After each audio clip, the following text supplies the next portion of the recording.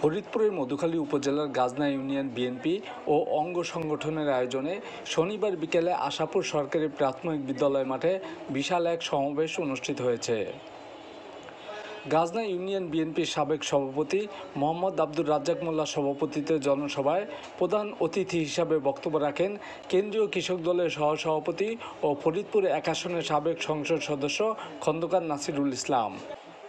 প্রধান অতিথির বক্তৃতায় খন্দকার নাসিরুল ইসলাম বলেন, বিএনপিতে কোনো দালাল আর বেঈমানদের স্থান নেই। বলমারিতে একটি ছেলে গত ২৪-এর নির্বাচনে নোঙ্গরের পক্ষে নির্বাচন করেছে, ভয়েস রেকর্ড আছে, বহু মানুষকে উনি পরিচালিত করেছেন, উনিও এমপি হতে চান। বন্ধুরা আমার, বাংলাদেশ জাতীয়তাবাদী দল বিএনপির নেতৃত্বে আছেন বর্তমানে বিএনপির ভারপ্রাপ্ত চেয়ারম্যান জনাব তারেক রহমান। তারেক রহমানের বক্তব্য স্পষ্ট, মিছিলের সর্বশেষ ব্যক্তিটিকেও মূল্যায়ন করা হবে, কিন্তু কোন বেঈমান দালাল এদের জায়গা বিএনপিতে হবে না। বিএনপিতে এত নেতা, হাজার হাজার নয়, লক্ষ লক্ষ নেতায় ভরপুর হয়ে গেছে আল্লাহর রহমতে, নাকি?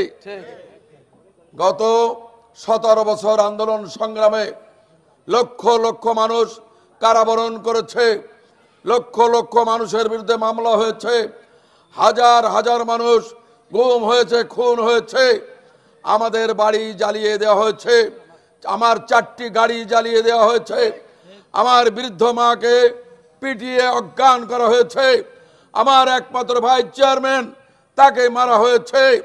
আমি বছরের পর বছর জেল খেটেছি।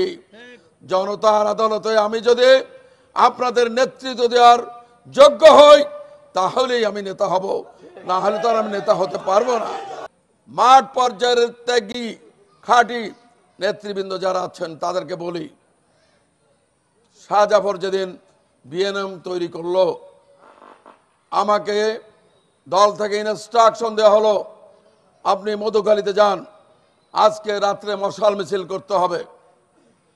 আমি ঢাকায় ছিলাম, জেলার সভাপতি সহ আমরা এসেছি, প্রায় ৩০০-র মতো নেতাকর্মী জোগাড় করে মশাল মিছিল, বাঘাটে মশাল মিছিল করার সময় পিছন থেকে শহীদুল নামে এক ওসি ছিল, আমাদের ১৪ জন নেতাকে গ্রেপ্তার করে মধুখালী থানায় নিয়ে এসে প্রচন্ড মারধর করে। কই সেদিন তো কোনো নেতাকে দেখিনি এদেরকে প্রতি একটু সহানুভূতি জানাতে, জেলখানায় যে একটু দেখা করে ৫০০ টাকা দিয়ে আসতে, ম্যাজিস্ট্রেট কোর্ট, জজ কোর্ট, হাই কোর্টে যে তাদের জামিনের চেষ্টা করতে। আপনারা দেখেছেন? ওনারা এমপি হইতে চান, নো প্রবলেম, আসেন, সবাই মিলে কাজ করি, আমরা সবাই মিলে কাজ করি, দল যাকে মনোনয়ন দেয় আমরা তার করব। আমি খন্দকার নাসিরুল ইসলাম খুব খারাপ লোক, আপনারা তো ভালো লোক, তো দল আপনাদেরকে মনোনয়ন দিবে, আপনি মনোনয়ন পেলে আমাকে লাগবে তো, নাকি? তা একসঙ্গে কাজ করতে অসুবিধে কি? আপনারা দেখবেন ওনারা কিন্তু আওয়ামী লীগের বিরুদ্ধে একটি কথাও বলে না, জামাতের বিরুদ্ধে কোনো কথা তো বলেই না, আর যে জর্দা বাবা আছে বরিশালের তার বিরুদ্ধেও কিছু বলে না, সব কথা খন্দকার নাসিরুল ইসলামের বিরুদ্ধে। আমার দোষটা কি? আমি আপনাদের মতো দল ছেড়ে যাইনি, আমি আপনাদের মতো দলে থেকে অন্য মানুষের, অন্য নেতার দালালি করিনি।